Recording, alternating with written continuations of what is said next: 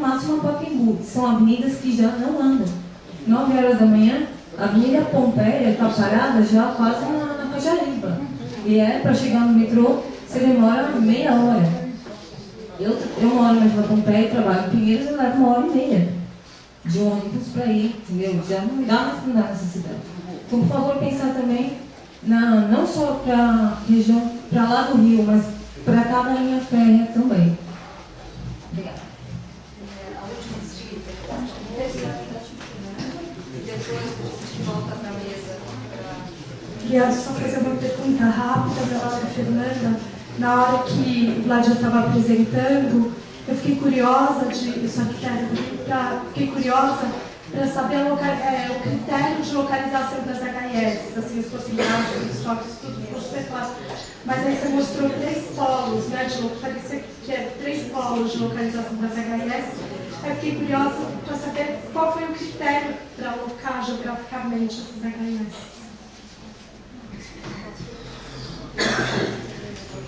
Voltamos para a mesa para as conclusões finais. Eu vou pedir, acho que Vlad, né? Faz, depois a Rosmarie e o navio conclui, né? Vamos fazer a mesma ordem das falas.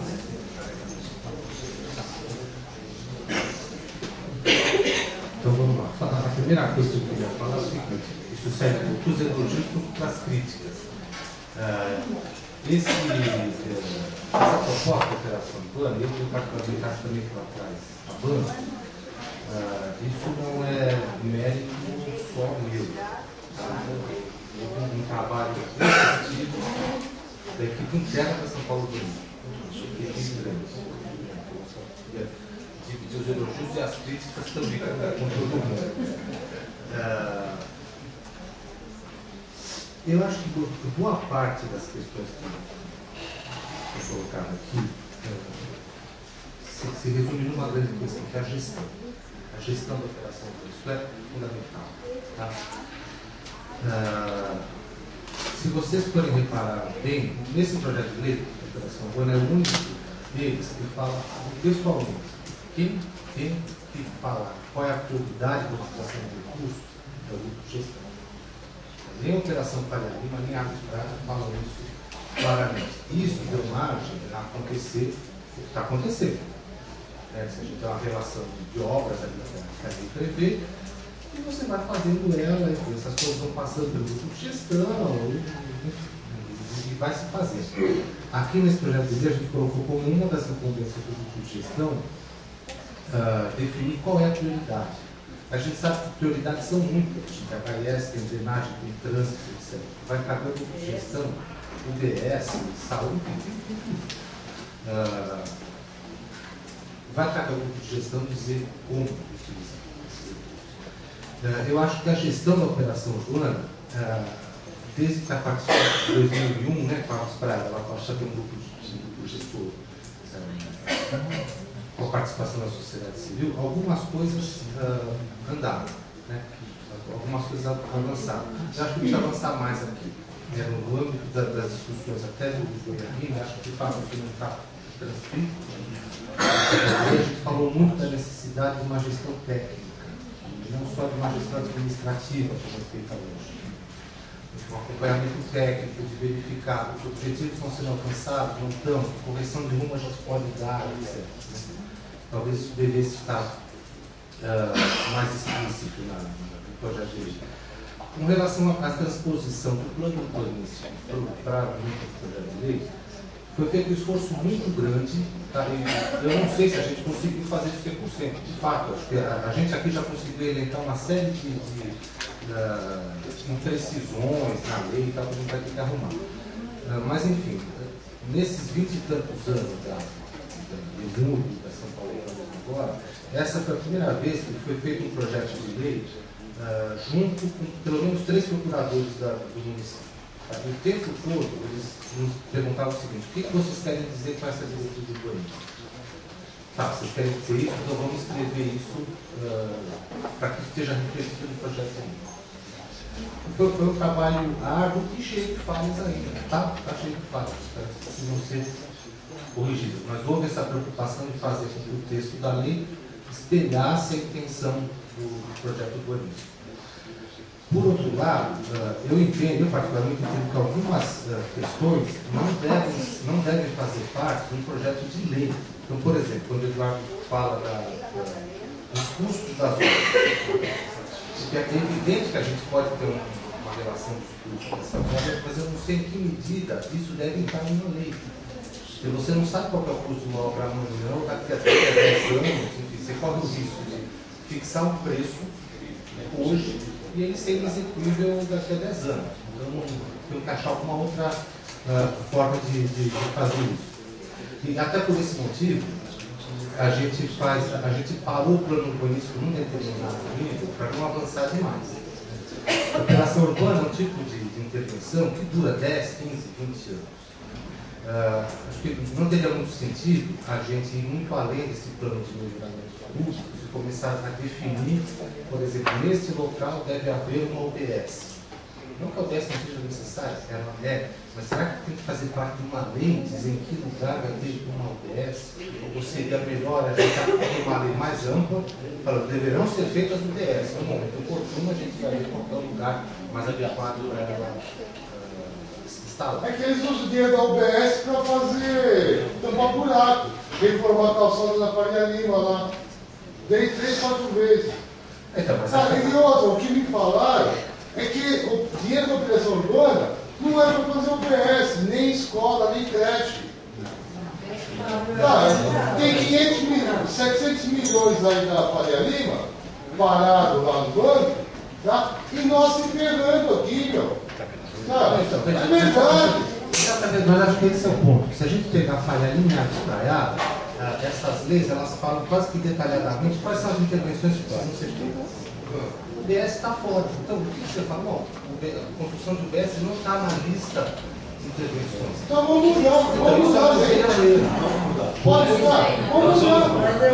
Veja, o que eu quero dizer é o seguinte, a gente corre tanto com o risco de ser genérico quanto de ser detalhista demais. É o meio termo que a gente vai precisar encontrar. O que nós entendemos, o que a gente deveria fazer melhor, que era colocar no projeto de lei artigos que falassem vão ser feitos investimentos na melhoria da infraestrutura da região. Infraestrutura entendida, aí sim, acho que a gente pode detalhar melhor a infraestrutura entendida como equipamentos públicos, equipamentos institucionais, saúde, etc. Para deixar ampla essa necessidade. A gente não sabe se daqui a 10 anos a gente vai precisar de uma UBS ou de um hospital. Um hospital com um CAPS, né? Pessoal, morre de doença mental, é aqui em Pinheiros, meu amigo. Então a gente precisa ter essa... Não tem hospital. Não tem. A gente da lá não tem hospital. É. A gente não tem hospital. Então, veja, acho que a gente tem que achar... Desculpa, eu perdi o tempo para me escrever. Mas eu senti falta de áreas para moradia de baixa renda, porque o valor do metro quadrado naquela região não permite construção de baixa renda. E aí eu tenho uma colocação que eu sei que a maioria não vai entender, pelo menos por enquanto, de uma forma muito interessante, e a única área pública existente que desse para fazer uma intervenção habitacional, nós estamos querendo colocar na lei que ela se torne um parque. Porque o que acontece? Você não tem intervenção, você não tem capacidade. E olha que na Lapa tem moradia subnormal. Pode não ter grandes complexos. Pode não ter grandes complexos. Pegar, por exemplo, a Miranda, Pica de Pé, Favela do Saco. Então, se nós não reservarmos parte dessa área que é pública, que vai nos permitir fazer uma intervenção, vai ter acontecido em várias regiões da cidade. O metro quadrado é muito caro. Mesmo que você receba verba do Ministério da Cidade, você não consegue fazer a construção porque você não tem como fazer porque é metro quadrado. Então, eu colocar na lei que aquela área do São Paulo, do CT e do Palmeiras seja uma área específica para a parte, que é a única reserva de área pública que se tem na região, até onde eu sei. Tem algumas áreas na região que são discutíveis. Bom, mas continua, senhor. Como é que a gente faz para conseguir que parte desse dinheiro seja volte para o ser humano? Para o ser humano. Então, veja, talvez uma forma da gente não ser... Estou tentando o equilíbrio para a gente não ser detalhista demais e ficar engessado e não ser genérico demais. Quando a gente fala de promover o adensamento e o investimento de acordo com a... Desculpa, utilizar os recursos de acordo com a progressão do adensamento, que é o que está hoje, talvez a gente pudesse ser um pouco mais além. O que a gente está chamando de infraestrutura? São as ruas, são as praças, é o sistema de saúde, é o sistema de educação, é o sistema público. Não precisamos falar, aqui vai ter uma UBS. Não, vou usar recursos da população no atendimento às questões de saúde pública. Pronto, acho que isso já garante de alguma forma que o dinheiro está carimbado para a saúde, já que a gente tem esse pré-dimensionamento dos equipamentos de saúde, dos escolas. Acho que aí a gente podia abrir um pouquinho mais. Essa questão da HIS, então, pegando já um ponto que a me apresentou, de fato, os terrenos lá são muito caros. A gente teve 3 decretos de interesse social que a gente não conseguiu fazer essa apropriação pelo custo dos terrenos, é muito alto. O que a gente está propondo aqui? Por volta de R$ 2.500, R$ 3.000. Dependendo do setor que você está lá dentro. Que saída que a gente vislumbra? Uma parte da área pública, que pertence à prefeitura, ser destinada para a educação de interesse social. Exatamente aquela que está nessa questão de ser equivalente pelos 20 mil metros quadrados. No processo de reloteamento da Gleba Pompeia, 10% da área total da Gleba, mais 24 mil metros quadrados, passarem para a prefeitura, para compor um pequeno banco de terras, a gente teria 44 mil metros quadrados de início. Agora, de fato, a desapropriação de imóveis ali, não só para a educação de interesse social, é muito alto. O valor é muito alto. Daí a preocupação de a gente já sair com algumas reservas de área institucional de área para HIS. Acho que tem uma questão importantíssima nessa do centro de treinamento do Palmeiras de São Paulo. E o que a gente fez nesse projeto de lei? A gente tentou seguir exatamente o que a licença ambiental prévia pedia para a gente. Terminado o prazo, essas áreas voltam para a prefeitura. Por que a gente poderia... Veja, mas sabe qual é a grande questão? Eu acho que isso depende de muita conversa e se chegar a um acordo. Porque a lei de operação urbana, o urbano poderia falar, olha, amanhã essas áreas voltam para a prefeitura. Na semana seguinte é aprovada uma nova lei que fala essas áreas estão concedidas por mais 100 anos. E assim a gente vai ficar para sempre. Né? Então, me parece que a melhor coisa é ter uma solução negociada. Né? Eu, particularmente, aqui não estou falando como representante nem da São Paulo do Urbanismo, nem da ASB, estou como palmeirense. Aquele setor deveria ter saído de lá há muito tempo. Aquilo é um absurdo, é o fim da picada. É o fim da picada. Não pode, isso não pode acontecer.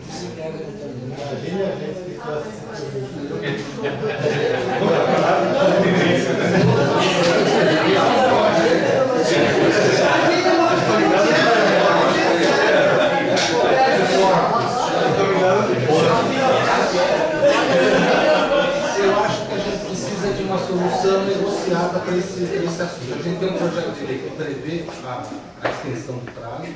E ter o da água branca que vamos terminar a concessão de volta. Eu acho que a gente precisa negociar isso. Eu tenho só uma coisa que eu queria falar com o Caracol. Ele falou uma hora que o Shopping Bourbon foi aprovado por decreto e que a boa parte da Pompeia não tem saneamento básico. Olha, pelo menos pelo estudo de impacto ambiental, diz o contrário.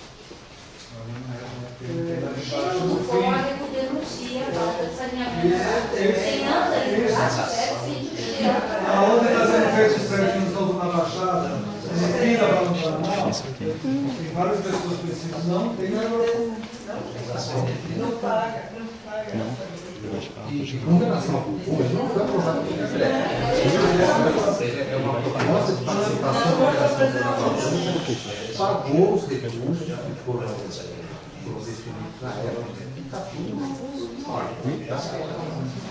Mais uma questão, desses 300 milhões que tem na conta da operação da Nova Branca, mais ou menos 150 milhões entraram em dezembro para cá. Tá? Ou seja, não é que esses 300 milhões estão lá há décadas. Né? 150 milhões entraram de dezembro para cá. Tá? E até por conta disso,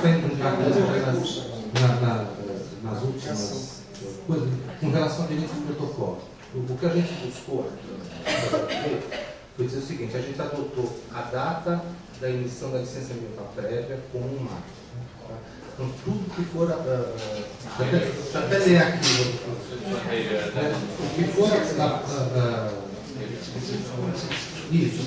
O que tiver dado entrada anteriormente a 12 de abril e não tiver sido aprovado pela CPMI, vai ter que seguir as regras dessa lei.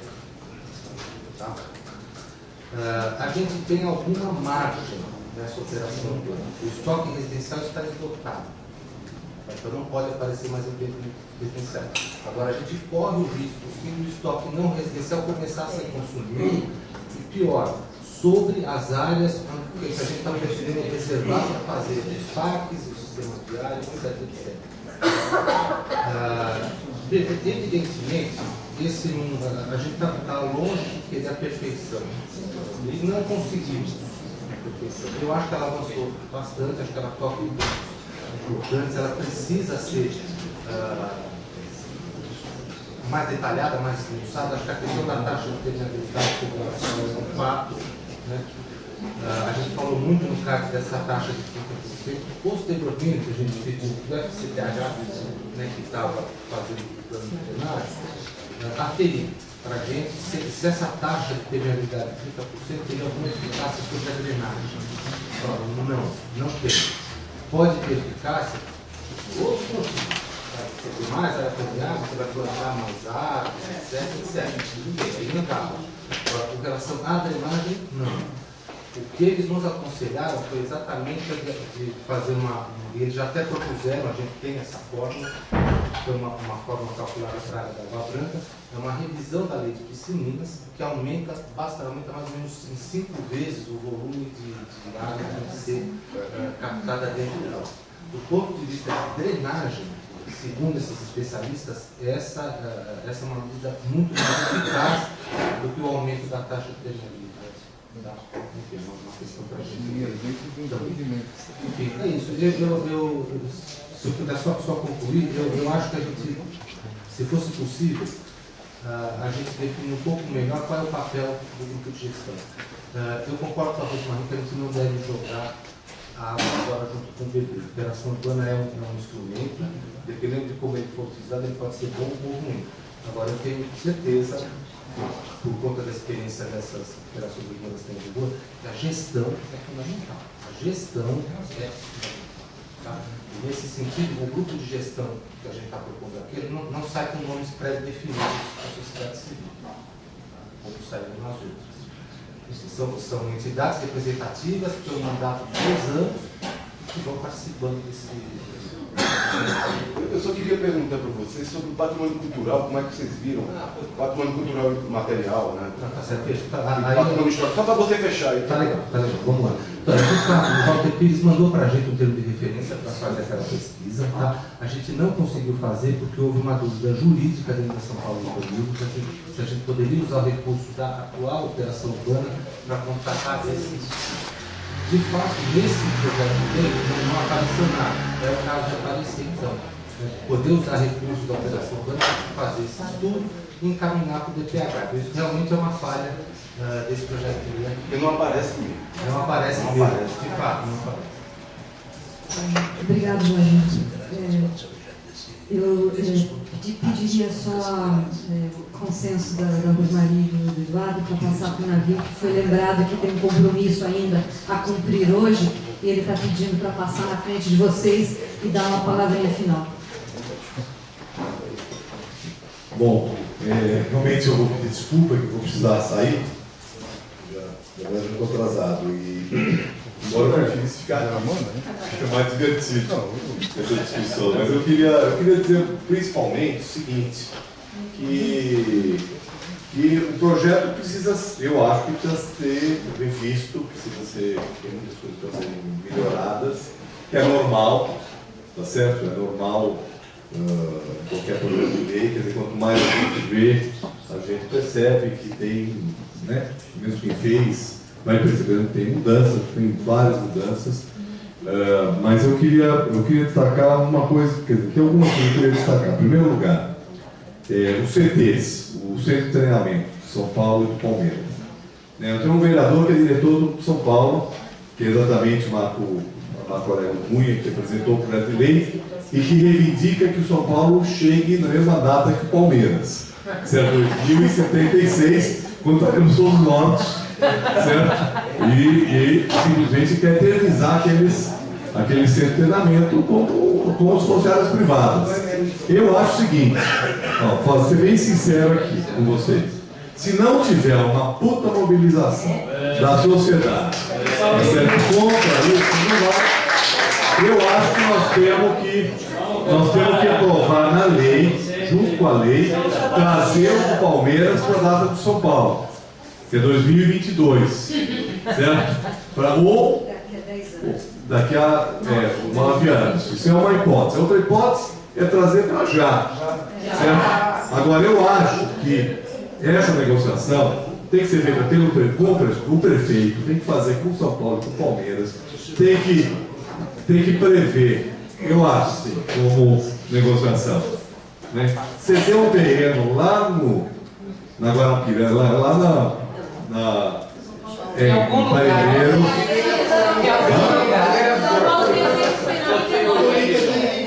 Não sei. Tem que fazer um acordo para pôr esse treinamento numa área urbana onde tem população.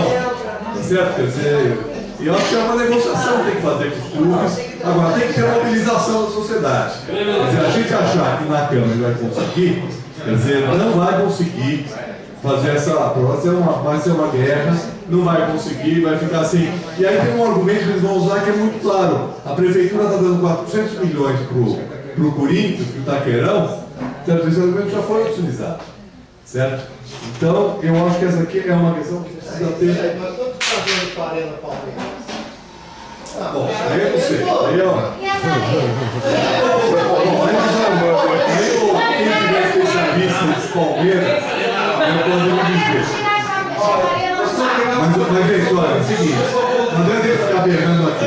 Tem que ter uma mobilização. Vocês estão fazendo abaixo assinado, eu quero assinar abaixo assinado de vocês, tá?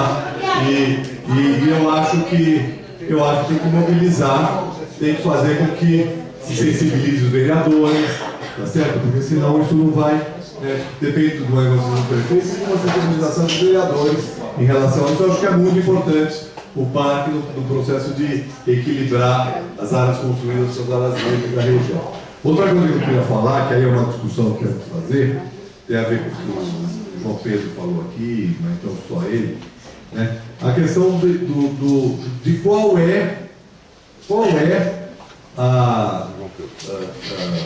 qual é o espaço que se deixa para decisão na gestão e o que tem que se definir na lei.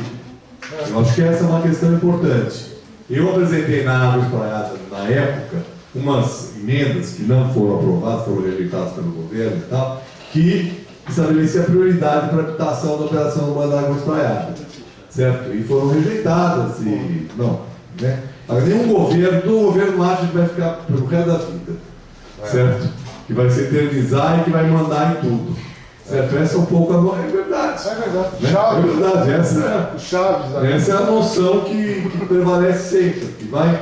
Então, eu acho que tem algumas coisas que são importantes para evitar o que você levantou, que podem estar definidas na lei.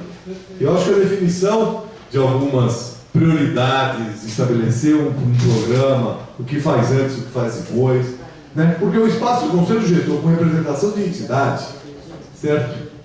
Não garante nada. Na verdade, o governo acaba mandando, e aí, não sabe, quer dizer, o governo do PT dura 4 anos, depois vem do Kassab, depois vem do STP, depois vem sabe lá Deus quem. Tá certo? Então, eu acho que a gente tem que aprovar alguma coisa que seja permanente, que tenha continuidade e que garanta um resultado que se espera. Tá? O Fundo Municipal de Saúde direto. Não, mas aí não adianta, porque aí o Fundo Municipal de Saúde vai fazer em outro lugar. Eu acho que tem uma. Outra coisa que eu acho que é importante a gente discutir aqui, né, quer dizer, trabalhar um pouquinho, é a seguinte.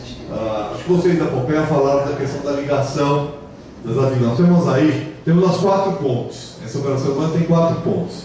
Tem a ponte do Pacaembu, tem a ponte da Vila Sumaré, tem a ponte da Pompeia e tem a ponte da Freguesa do Ó, que entra lá pela Lapa. Tá certo? Quer dizer, essas conexões, tá certo? Elas têm que, quer dizer, a gente vai ter uma discussão aqui sobre o programa de corredor de ônibus, né?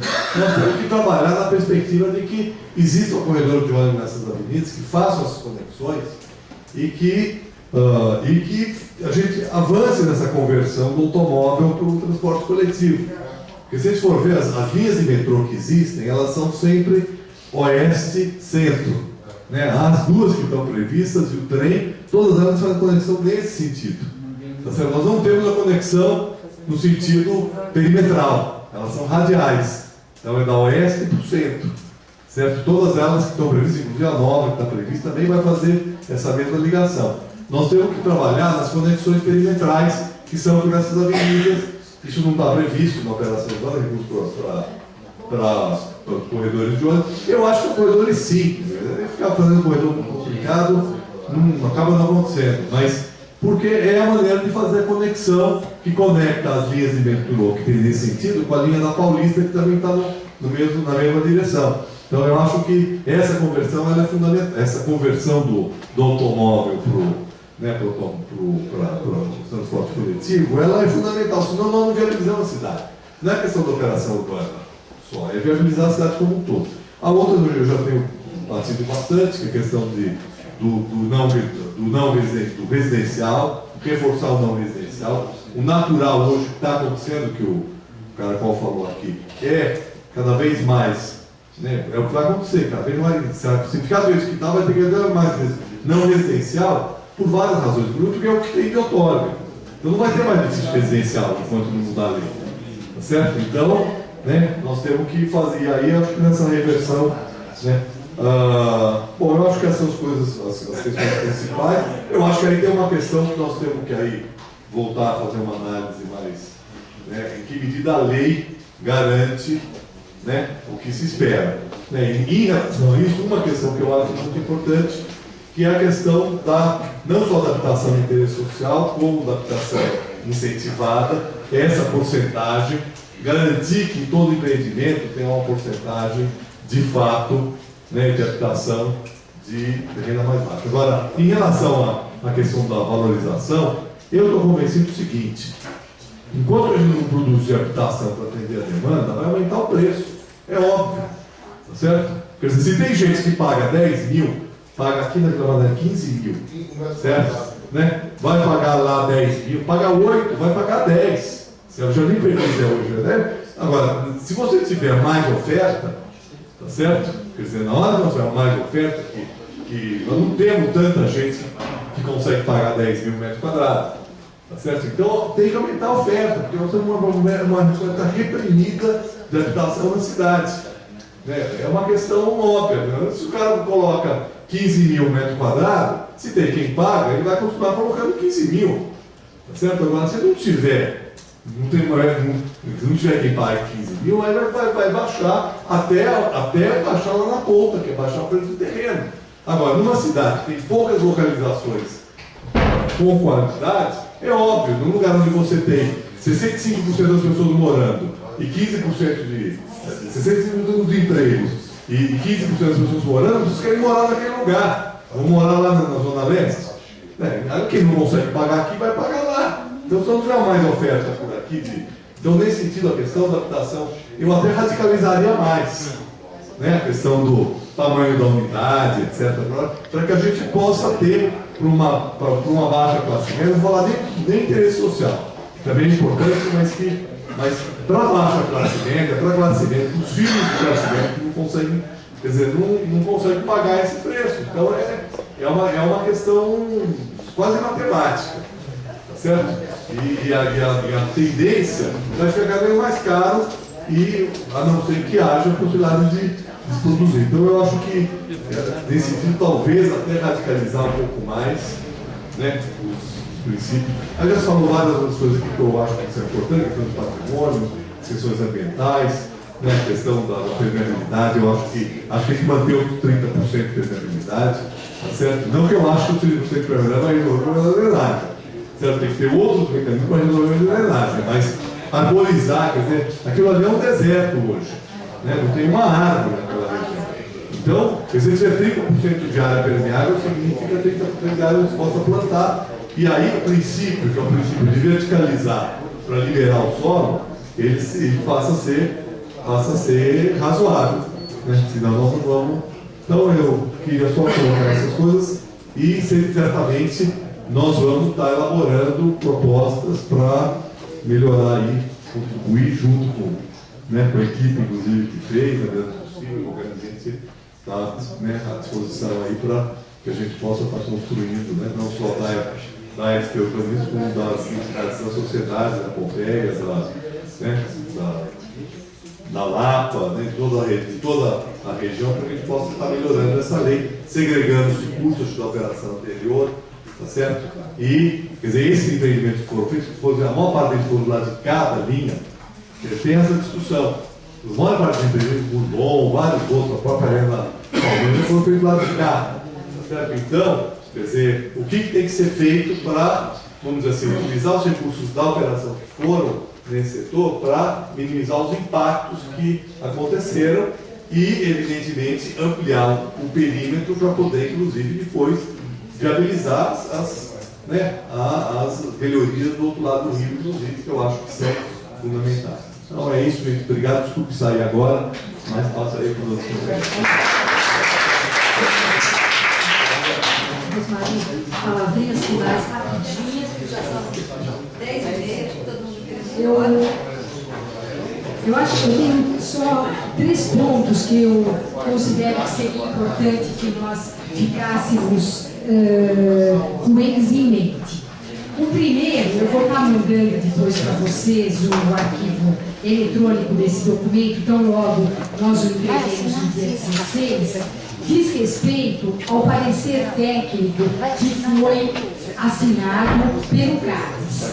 Eu só gostaria de lembrar que nesse parecer técnico, o Vladir vai lembrar disso, tem as recomendações para o projeto de lei, que foi o que nós discutimos na reunião de hoje. Mas isso é uma parte pequena do parecer técnico. Existem 2 outras partes importantes que dizem respeito a exigências que a SP Urbanismo tem a cumprir e 90 dias depois de emitido o parecer técnico e depois as exigências que a SP Urbanismo tem que cumprir após a aprovação do projeto de lei. Então, muitos desses detalhamentos que foram falados aqui estão nas exigências que eles vão ter que cumprir após a aprovação do projeto de lei. Então, por que eu estou dizendo isso? Porque é muito importante para quem agora vai se engajar nesse processo de aperfeiçoamento do projeto de lei, que leia isso com todo detalhe, porque muitas das coisas que o Delamana falou aqui e outras está exigido aqui. Isso aqui tem força de lei. Isso, se eu levar no Ministério Público e provar que não foi cumprido, eles param a operação urbana na hora, porque eles são fiscais da lei. E, além disso, ao final do parecer técnico, está claramente definido aqui a multa diária que a Prefeitura pagará, que é da ordem de milhões, se esse parecer técnico não for devidamente cumprido. Então, eu acho que é muito importante que ele seja visto e lido por todos em detalhe, senão a gente perde o foco. E nesse documento que eu vou estar entregando, eu fiz um resumo e uma cópia que tem todas as referências aonde ele pode ser encontrado. Então, esse é o ponto. O segundo ponto que eu queria complementar, são 3 na verdade, o que o Vladir falou do Conselho Gestor, é que nós, nesse debate que houve com a SP Urbanismo, conseguimos juntos entender da importância de se trabalhar com um sistema de indicadores para acompanhamento depois da Operação Urbana Água Branca. Isso é fundamental, né? Não adianta ter um conselho gestor, por mais democraticamente que ele seja constituído, isso é importante, que tenha critérios democráticos. Até aqui, Vladir, no conselho gestor não está incluído as universidades e os institutos públicos de pesquisa. Eu acho que tem que ter gente da área técnica no conselho gestor. Não adianta ter só ONG ou sociedade civil, tem que ter o pessoal da área técnica, mas independente disso, o sistema de indicadores, ele é fundamental para que a sociedade possa, por meio de informes periódicos feitos pelo empreendedor, saber com transparência o que está sendo feito no cronograma de obras, o que já foi gasto, o que foi decidido. E o sistema de indicadores é algo que não se cria do dia para a noite. Tem que se estudar com muito cuidado, ver a especificidade da operação urbana e o que é que de fato nós vamos querer acompanhar e medir, e que informe é esse que vai sair. Felizmente, isso também saiu no parecer técnico. Eu acho que inclusive está incluído na minuta do projeto de lei, não estou lembrada. E por último, uma colega aqui me mandou um bilhete cujo conteúdo eu concordo plenamente e é algo que está me preocupando bastante. Eu tenho participado, e aí uma pena que o navio saiu, eu tenho participado das reuniões do CADES, e na verdade foram 2 que ocorreram, e estou muito preocupada com uma tendência que está havendo de esvaziamento técnico das equipes da Secretaria do Verde e do Meio Ambiente. Eu acho que medidas precisam ser tomadas com a urgência que o caso requer. Primeiro, que estavam indo para ajudar a inspeção veicular. Eu acho que os técnicos da Secretaria do Verde e do Meio Ambiente, me desculpe, não é para ficar sendo transferido para controlar a inspeção veicular. Segundo, que havia uma preocupação muito grande colocada no Conselho com a mudança dos gestores de parque, né? Com a qual eu concordei plenamente, fiz questão de constar em ata, porque isso eu quero aprofundar também, porque coordenador, gestor de parque tem um perfil definido, inclusive tem que ter nível universitário, pelo que hoje estão sendo substituídos por pessoas que não têm a qualificação necessária. Isso precisa ser avaliado com muito cuidado, né? Esses cargos não são para fazer penduricalho político ou coisas do gênero, seja para que partido ou coligação que for. Então isso tem que ser visto com cuidado. E aí, a preocupação que ela coloca aqui é que eu tenho também, eu vou ler, eu acho que é corretíssimo.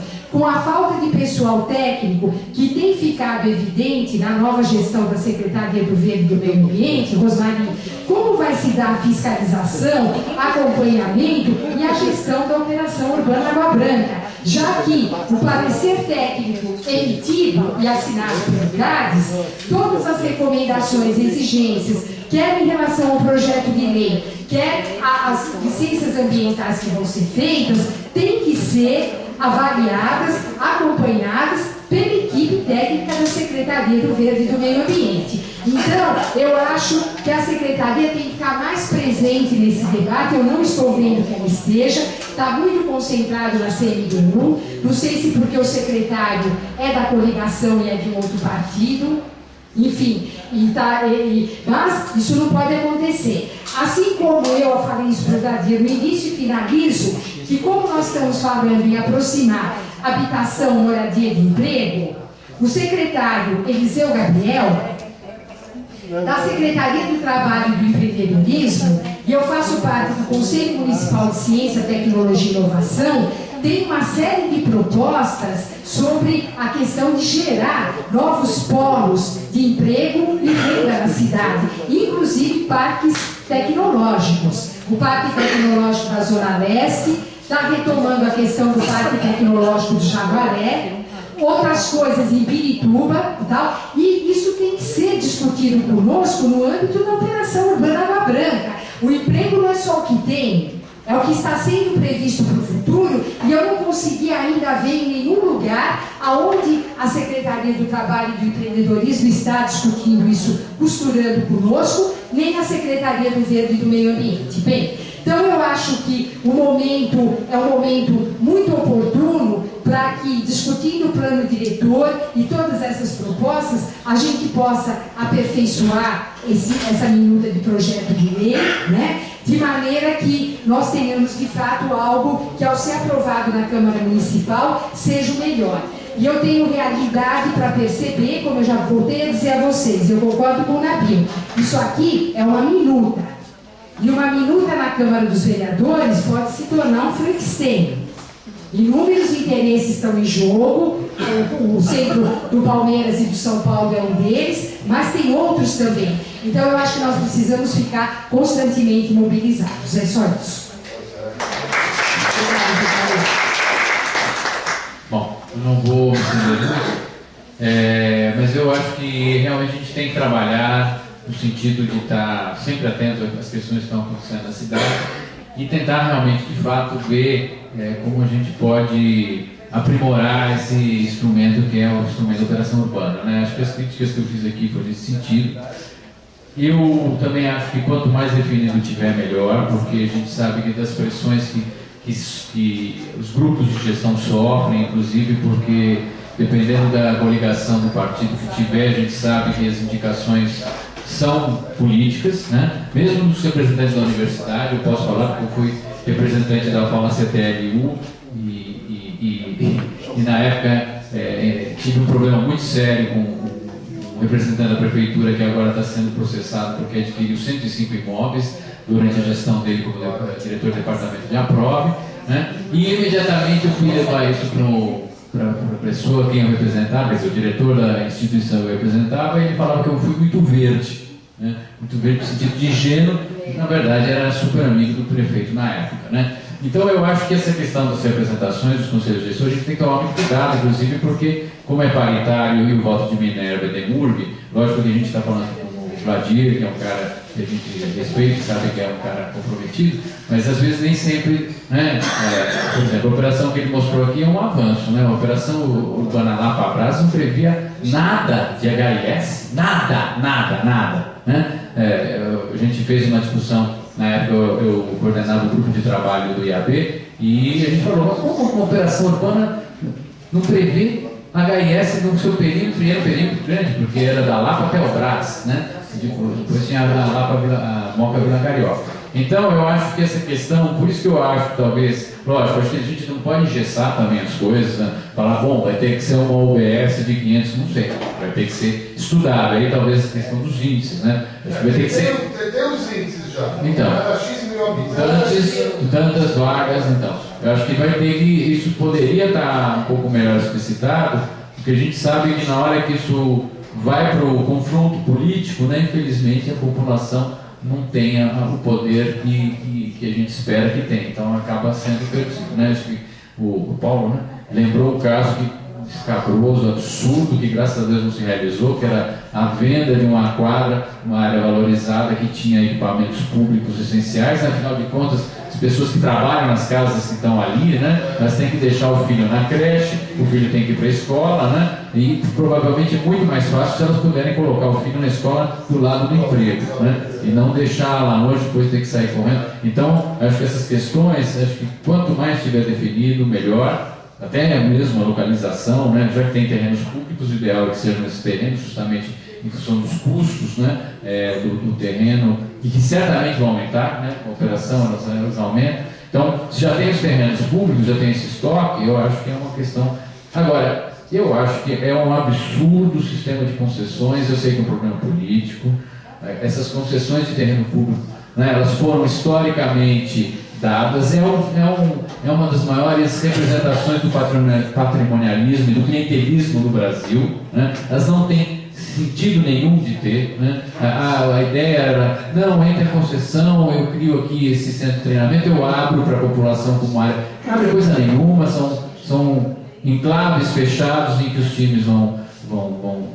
E não só essas, né? Todas as outras concessões que eu acho que tem que ser revisadas. Logicamente isso é um problema político monstro, né? Porque na verdade tem diversos interesses aí. Mas são coisas que eu acho que, como por exemplo, o abaixo-assinado, ou como o Nabil falou, a manifestação da população tem que se fazer sentir, né? Que se comece por aí, mas eu acho que todos os terrenos públicos que estão em concessão, né? Lógico, Tem que ser visto caso a caso, mas a gente sabe de casos bastante escabrosos como esse, que na verdade de função pública não tem nenhuma, ninguém entra lá, não é uma área aberta em que as pessoas podem desenvolver atividade esportiva, a não ser que sejam vinculados ao Clube São Paulo, o próprio time de São Paulo e o time do Palmeiras. Então, eu acho que essas questões a gente tem que realmente rever. E eu acho que, como o Radu falou, a questão realmente é a pressão da sociedade civil, né? Então, agora está aí o projeto de lei, eu acho que essas questões todas precisam ser equacionadas, e eu acho que a gente tem que ficar atento e pressionar os nossos vereadores. A gente sabe que a gente conta com o navio como aliado, mas a gente tem que estar sempre atento, porque às vezes, como a gente sabe, na calada da noite as coisas são aprovadas. Então, temos que estar lá fiscalizando. Eu acho que esse que é o nosso dever enquanto cidadão e enquanto técnico. Obrigado. Eu gostaria de agradecer em nome da Associação Casa da Cidade os nossos convidados, Rosmari, Laís, Eduardo Nobre, pelas apresentações de altíssimo nível, né? E agradecer a presença de todos e até a próxima.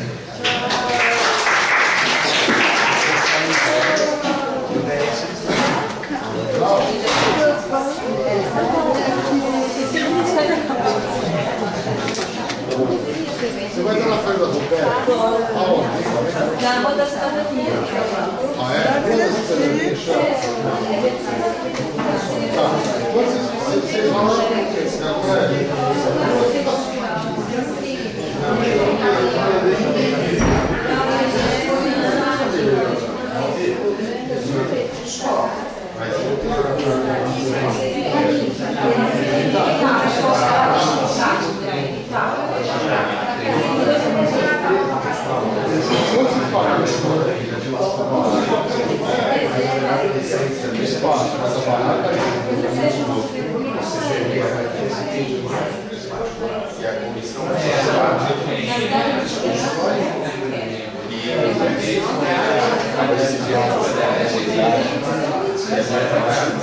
Aqui, ó.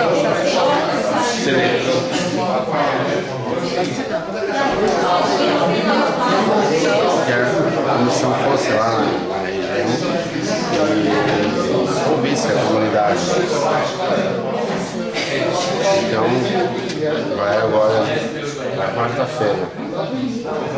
Amanhã tem conselho lá na sala. A gente tem que ir lá falar junto, aí a pessoa de conselho do pânico, ele já me já soltou as mãos, mas a gente conseguiu falar isso, acho que para prevenir, a gente está trabalhando na prevenção, dando o pessoal da zoonose para fazer palestras. Quem tiver interesse, sabe que eu pensei, eu peguei uma moda.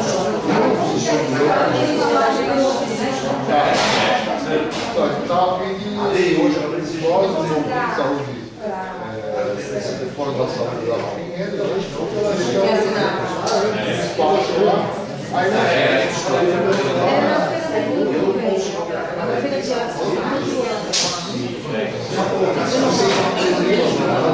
se quiser, já falar uma barraquinha.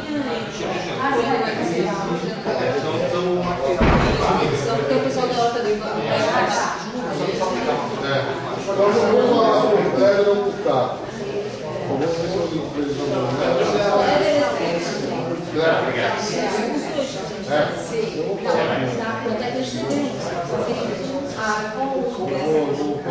que aí a gente faz um momento que nós estamos com o negócio do Sorocabana, né? Tá, você tem Sorocabana, porque os caras estão com o de todas as técnicas. Já encaixei no próximo método poderia ser. E eu não tinha conversa. Lá por baixo? Não, lá Porque vai ser uma presidência. Lá embaixo já tinha que ter uma UPA, que é um pronto-socorro, até pela proximidade da marcha do APT, da acidente e tal. E eu acho que umas 3 UBS, inclusive para atendimento trabalhador. O que eu pensei, podia fazer técnico Aí você tem CAPs, legal.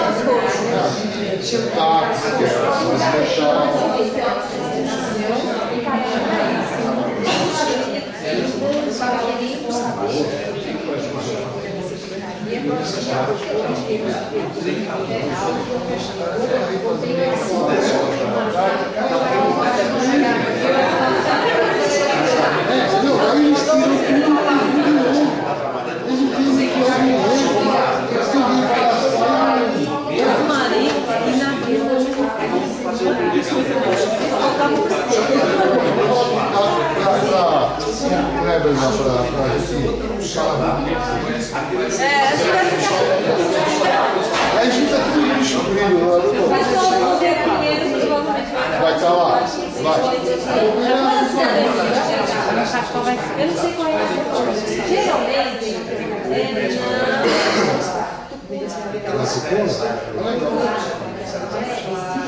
entre a Padre Chico e a Federal.